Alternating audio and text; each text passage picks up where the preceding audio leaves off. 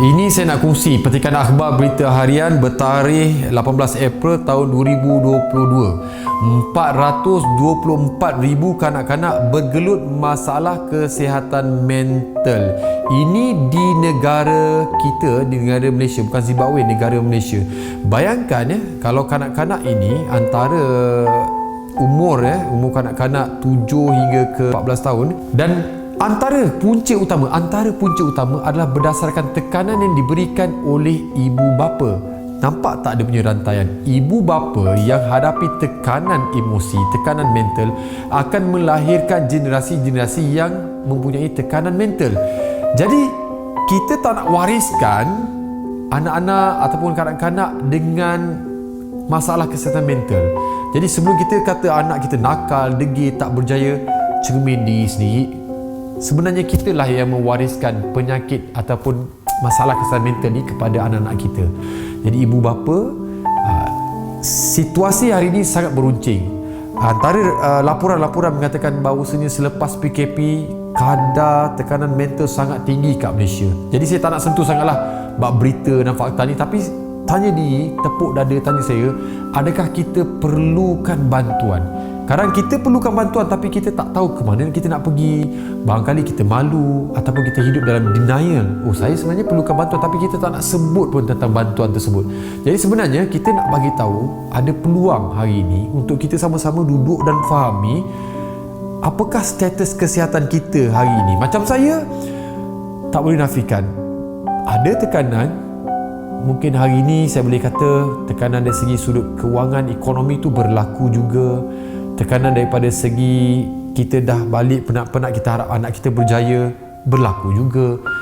Kadang-kadang tekanan dari segi manage expectation suami isteri pun berlaku juga. Jadi sebenarnya banyak sangat situasi-situasi yang berlaku hari ini menambahkan lagi tahap tekanan tu. Sebenarnya saya perlukan bantuan untuk saya kenal pasti apakah tahap kesihatan mental saya. Ni kesihatan mental ni bukan sebab kalau kata kita cek kesihatan mental ni kita terus jadi orang gila. Tak. Kesihatan mental adalah sama juga macam kesihatan fizikal, tapi kesihatan mental ni adalah kewarasan untuk kita berfikir dan bagaimana kita buat keputusan mengawal emosi kita pada satu-satu keadaan tertentu.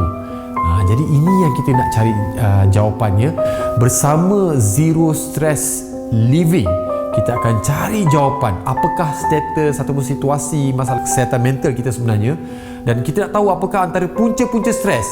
Setiap orang berbeza-beza. Jadi kita nak tahu kalau karakter kita, sikap ataupun tahap kesihatan mental kita berbeza, situasi yang sama menghasilkan tekanan yang berbeza. Jadi kita nak tahu, dan kami nak tawarkan kepada anda semua bahawasanya saya dah bertanya sendiri kepada salah seorang daripada panel kita bahawasanya pada hari kejadian secara berdepan kita akan belajar bagaimana kita nak tahu tahap situasi kesihatan mental kita. Jangan tak tahu silap-silap hari bulan tiba-tiba saya punya tahap, dia ada 4 tahap. Yang pertama tu biasa, ringan, kedua biasa-biasa, ketiga sedana, keempat yang paling ekstrim.